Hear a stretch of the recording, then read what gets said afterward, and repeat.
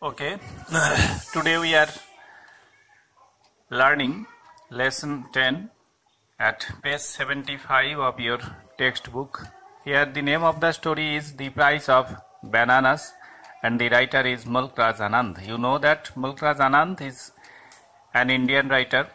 He was born in 1905 and died in 2004.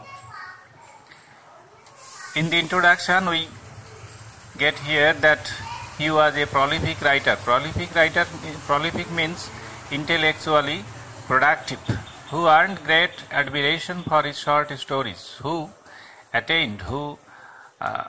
scored a great admiration, great praise, great appreciation for writing a lot of short stories and novels like Coolie, Untouchable, The Village, etc. In his short stories and novels, he described the lives of the poorer section of our familiar Indian society. Here in this story, The Price of Bananas, we shall get the behavior of a representative of the rich persons in Indian society. At the same time, we shall get the greatness of a poor fruit vendor. You know that there is class distinction in Indian society, and the poor are always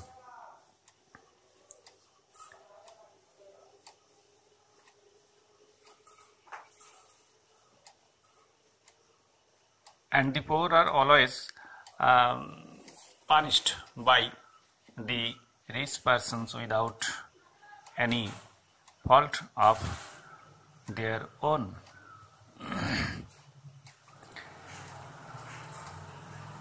The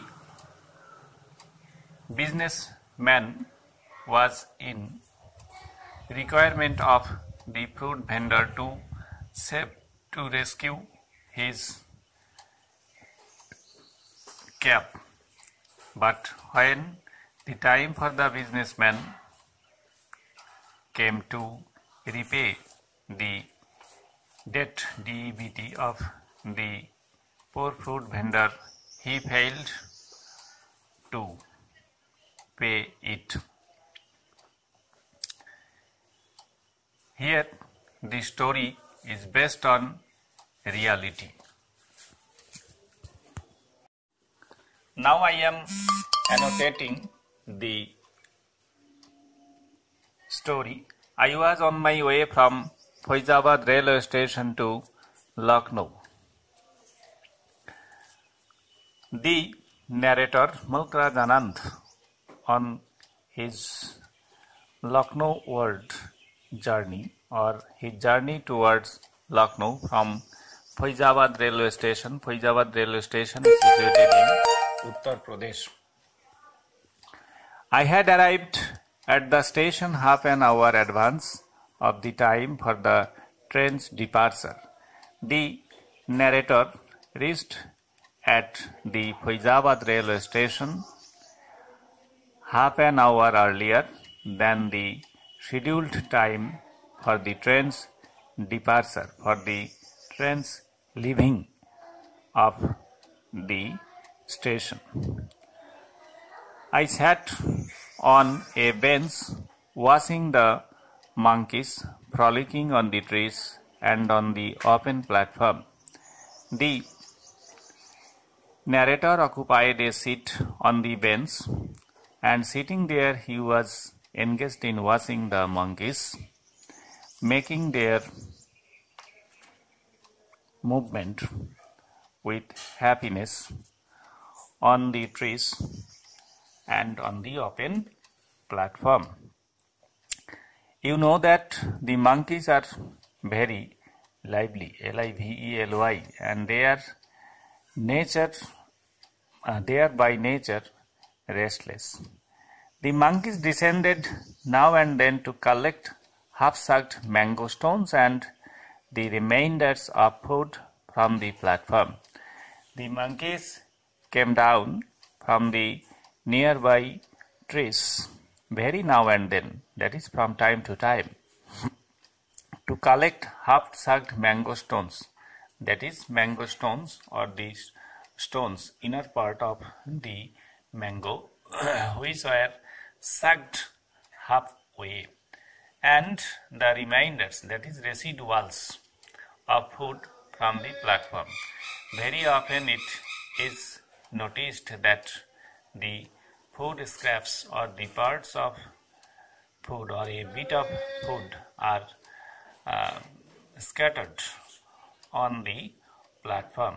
Now the monkeys are under the habit of collecting those remaining part of the food on the platform and half-sucked mango stones. The younger monkeys sat on the boughs of neem and tamarind trees, ready to jump after any food that may be visible. There were the younger monkeys.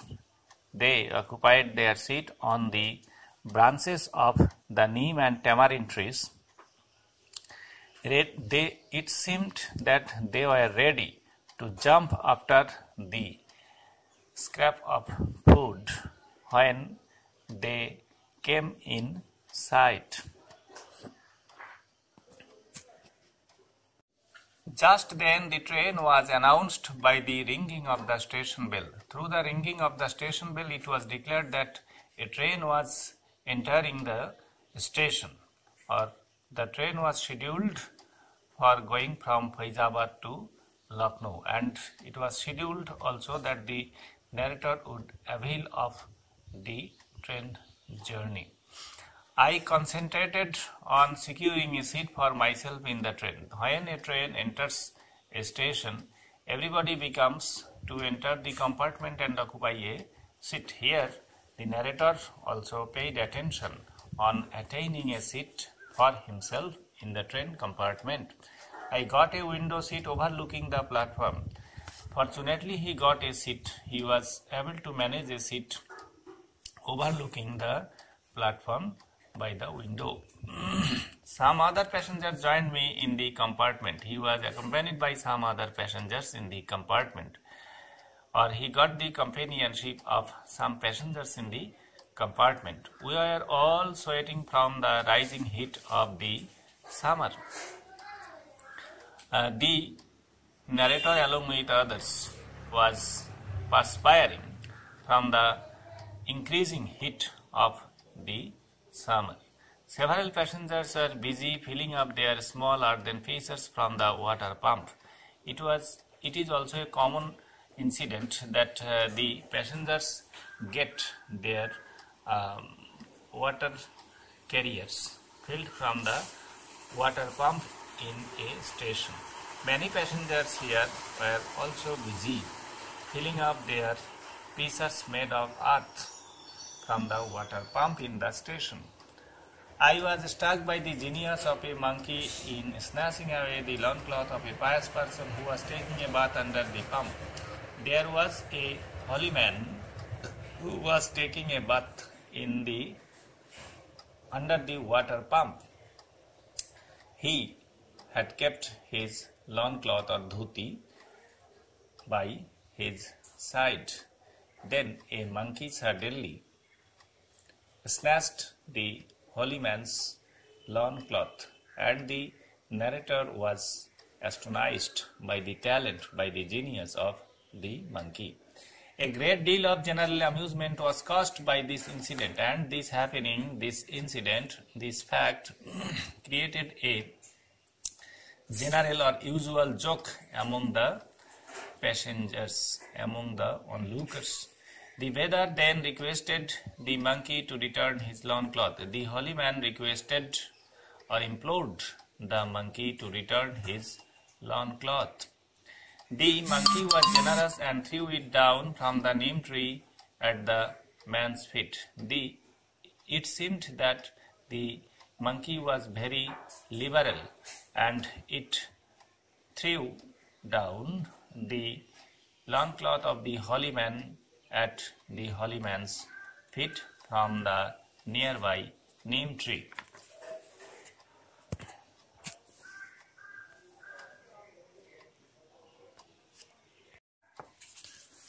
While all this was going on, I noticed a gentleman come up to our compartment. When the first incident was continuing, the narrator watched a gentleman, pointed a gentleman who was coming up to their compartment. He looked like a businessman. He had, or the new passenger had, the likeness of a businessman, or similarity of a businessman. He was dressed in white muslin dhoti and delicate tunic and an embroidered cap on his head. The businessman was clothed, clothed, in a white muslin dhoti. You know that muslin dhoti is very fine dhoti.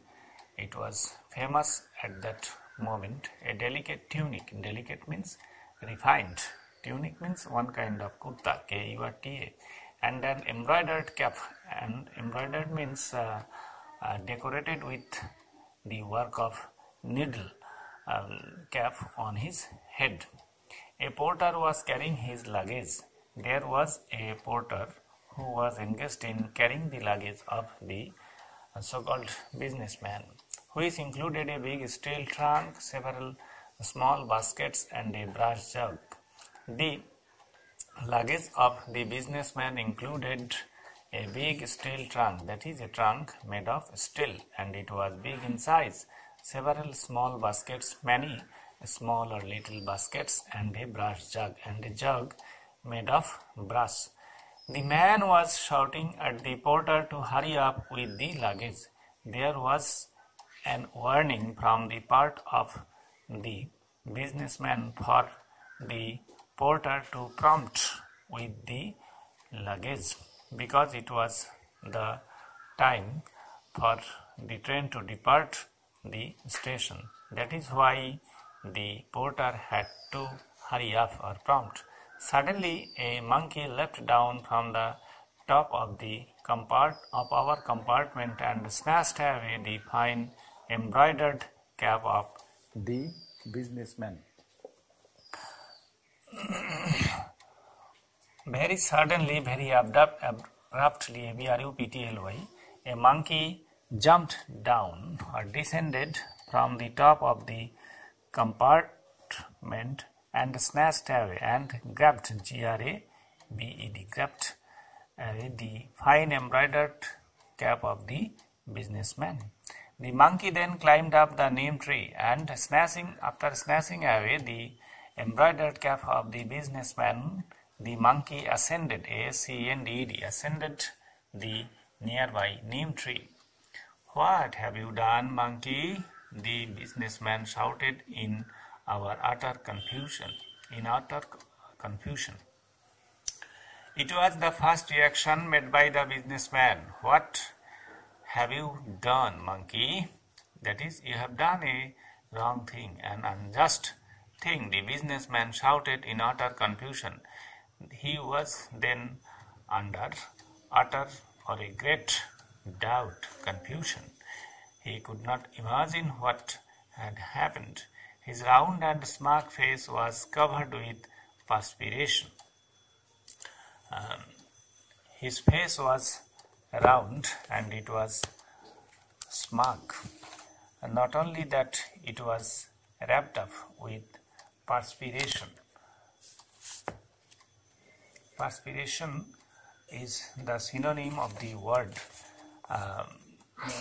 sweat, or sweat is the synonym of the word perspiration.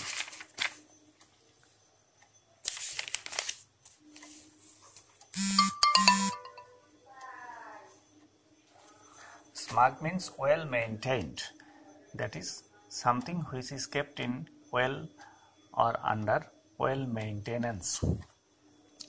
He ran towards the tree over the pump and stood threatening the monkey.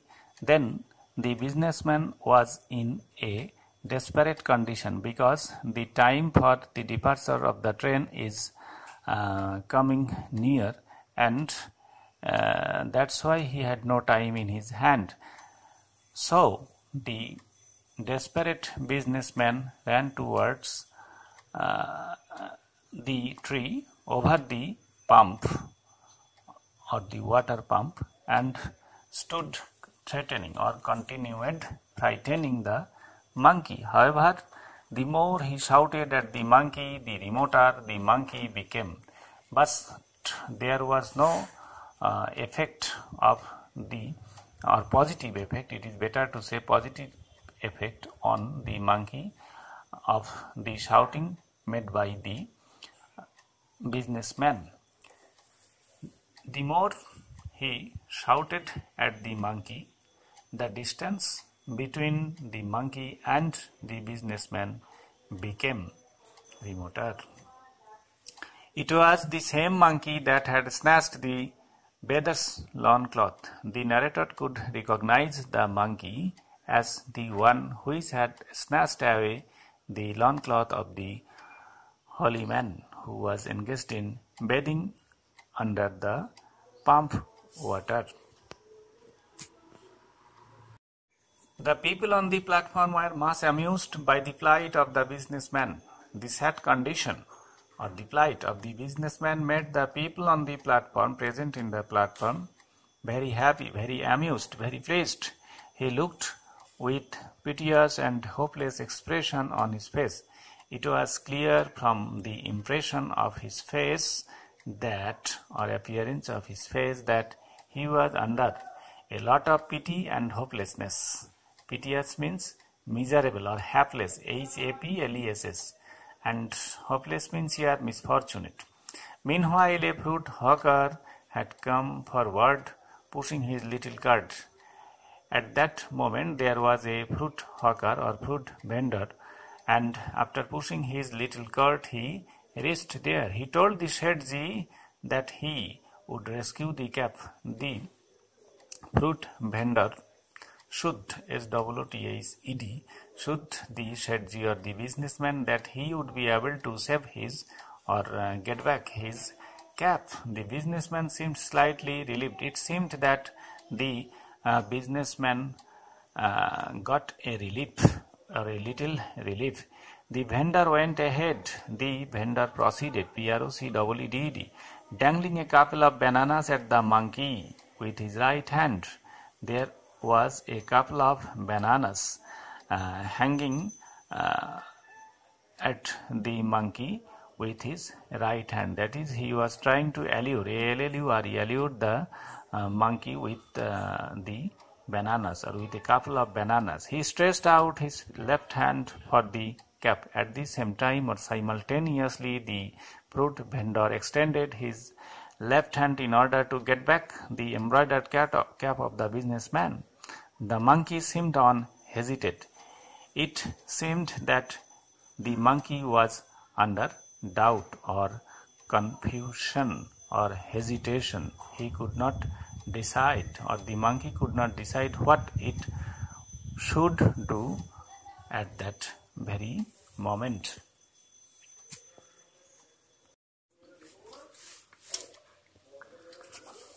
Ow, ow, come down. The vendor coaxed the monkey.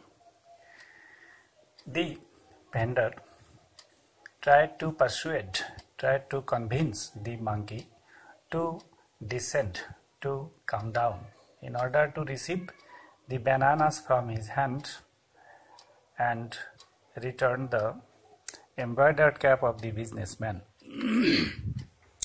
He lifted the bananas higher up. He raised, he picked up the bananas higher up in order to make it convenient for the monkey to receive. The monkey responded by climbing down cautiously to a branch near the vendor. The monkey is very much careful. He very carefully came down to a branch which was adjacent to, which was close to the vendor, and in this way the monkey answered to the invitation or imploring made by the fruit vendor. The whole platform became silent and waited with bated breath for the impossible to happen. The whole platform, or I think it would be better to say that the people on the whole platform, or the entire people on the platform, became silent and waited. That is, there remained silence and people were waiting for something improbable to happen. It seemed to the narrator that the people lessened, L-E-S-S-E-N-E-D, that is decreased, the sound of their breath. They were not ready to miss anything which would happen afterward. The vendor called in a soft voice, "Ow, ow,"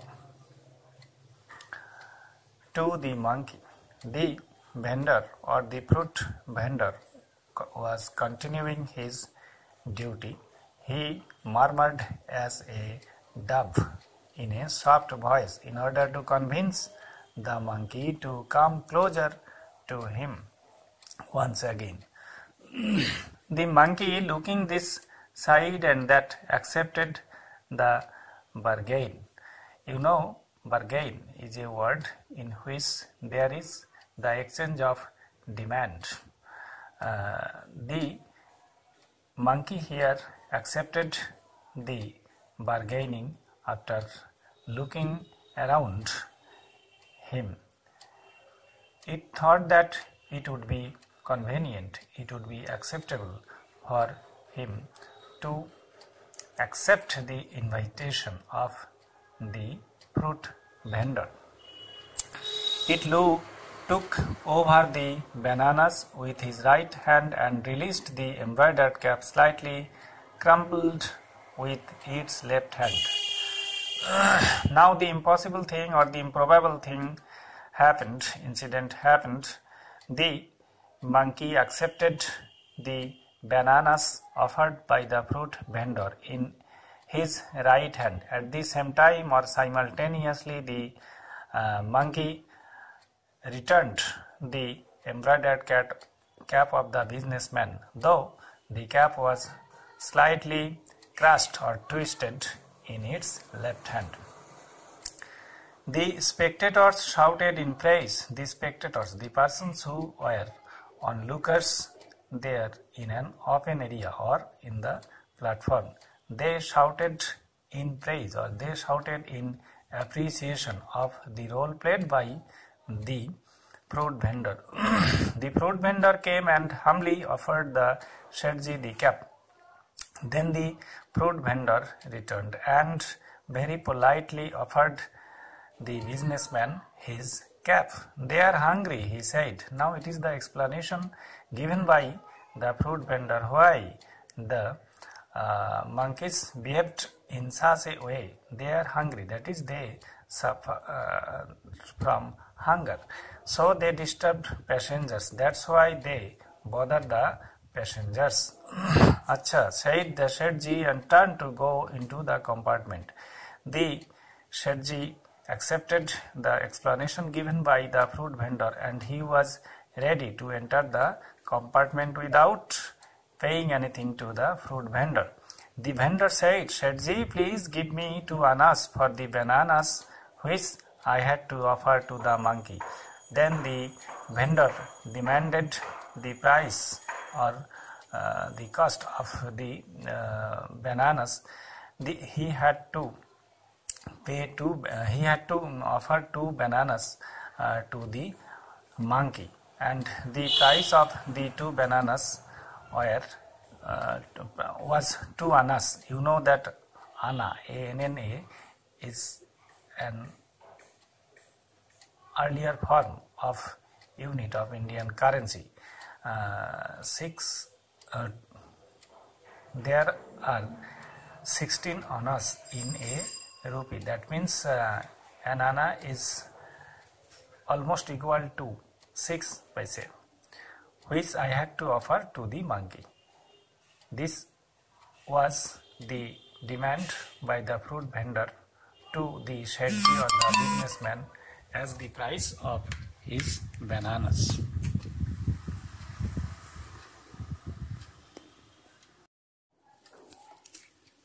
Two annas. What impudence! Shetji shouted each word in disgust at the grimy fruit vendor. The demand made by the fruit vendor was not gladly accepted by the businessman. On the contrary, he considered the behavior or the demand of the fruit vendor to be something impudent or rude. It was unthinkable to the fruit vendor that the price of the 2 bananas might be 2 annas. That's why he made an exclamation here that it was an impudence, it was a rudeness from the part of the fruit vendor. Shetji shouted each word in disgust at the grimy fruit vendor. Grimy fruit vendor, that is, there was dirt or covered with dirt. The fruit vendor was a hawker, so he had to wander from place to place with his business. That's why he was in grim dress. But the Shetji or the fruit vendor expressed his bothering, expressed his displeasure in every word uttered by him. Please give him the money, Shetji, the rest of the compartment said. The rest of the compartment means the people in the rest of the compartment, or the people except the Shetji in the compartment made a request to the Shetji to give the money to the fruit vendor. Acha, here are 4 annas for you, porter, and an anna for you, fruit vendor, Shetji said. Then the Shetji paid the porter and the fruit vendor in the same coin.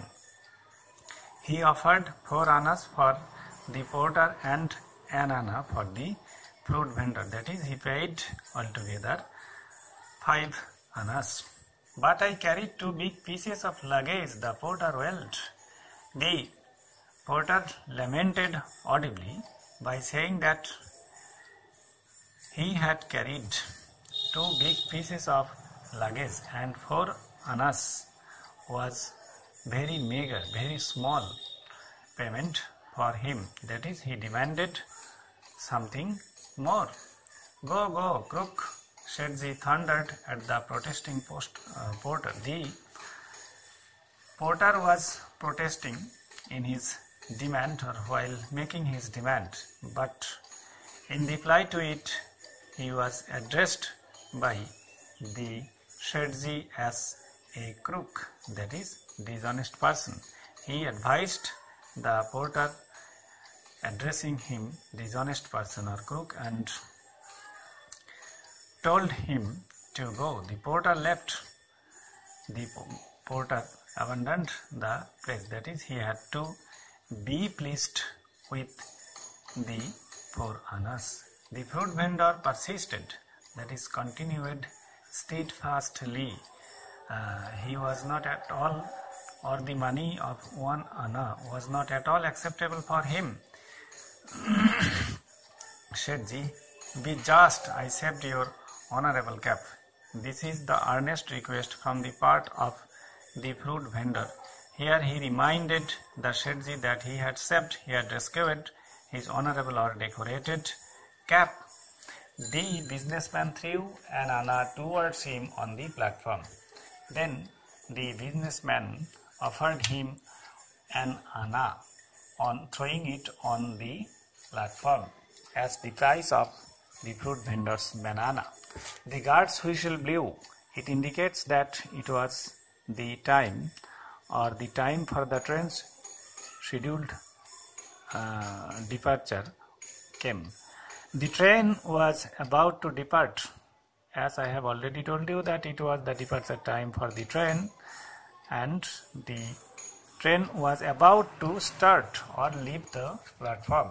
The vendor looked on through the compartment window, but the fruit vendor, looking at the Shetji through the compartment window. Shetji, do not rob the poor. It was once again the utter request from the part of the fruit vendor not to rob the poor, that is him or poor fruit vendor. Ja, take rest, the Shetji scolded at him. The Shetji looked at the fruit vendor angrily and advised him to take rest after going. The train had begun to move.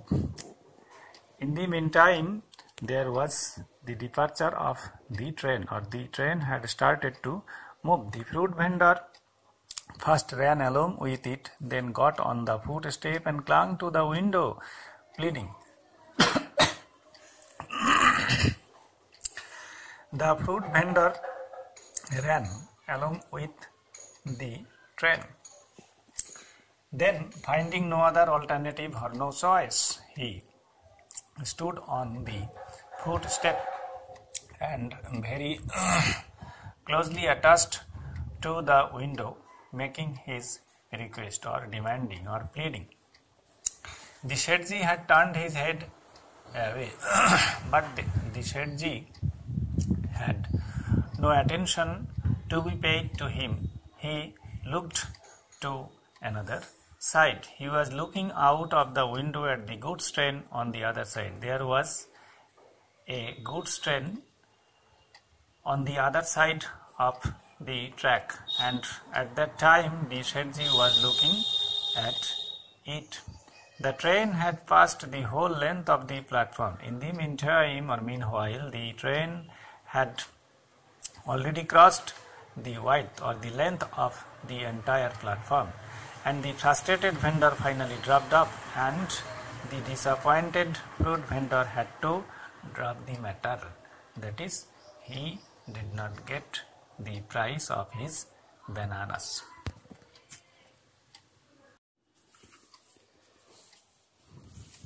Shetji turned round to all of us and began to justify himself. If he did not want to help me to get my cap back, he should not have offered the monkey the bananas. I did not ask him to help. This was the reaction from the part of the Shetji. Here, he is suffering from a sense of offense within himself. That's why he considered it that he should justify it. Shetji turned round to all of us, that is, he has asked refers to the passengers in the compartment, and began to justify himself and began to establish his point of view. If he did not want to help me, if he means here the fruit vendor did not seek to help, to assist me to get my cap back, to return or to save or to rescue my cap, he should not have offered the monkey. He had the liberty, he had the choice not to offer the monkey the bananas. I did not ask him to help. Here he denied that he had not requested, he had not asked the fruit vendor to help him. That is, here the businessman is trying to state that the fruit vendor had acted on his own accord, on his own wish. That's why there is no compulsion from his part, that is from the businessman's part or Shetji's part, to pay for the bananas to the fruit vendor. I felt that all the other passengers had sympathy for the poor vendor. Here poor vendor refers to the fruit vendor who had offered the monkey bananas in order to rescue the businessman's embroidered cap. It was clear to the narrator that all the passengers except the businessman in the compartment were sympathetic to the fruit vendor. The whole amusing episode had ended in a bitter sense of grievance against the rich businessman who had been so hard to the generous-hearted fruit vendor. The whole amusing episode. At first, it was an amusing episode. Here, episode means subsidiary story. Had ended, concluded, in a bitter sense of grievance, in a sense of grievance or resentment, which was bitter against the rich businessman who had been so hard to the generous-hearted fruit vendor. The businessman, or it is the observation of the narrator that the rich businessman had been very hard, very stiff, STIFF, to the generous-hearted or liberal fruit vendor. Here, notice that the narrator's sympathy was with the fruit vendor. As I have already told you in the introductory lecture that in this story, Mulkraj Anand has stated the class distinction or the bad effect of class distinction in our Indian society. I drew a cartoon of Shetji and showed my drawing to all the other passengers except him. The narrator drew a cartoon or an ironical or a picture in order to caricature the Shetji, and the narrator showed it or his drawing to all the other passengers except the businessman. Everyone loved, that is, everyone in the compartment loved. It indicates that the narrator's cartoon could speak in favor of the mind of everyone in the compartment. The more we loved, Shetji became the more uncomfortable.